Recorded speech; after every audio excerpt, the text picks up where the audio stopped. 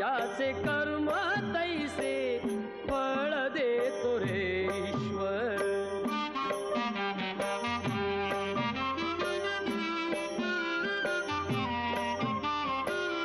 क्षणिक सुखासाठी आपुल्या कुणी होतो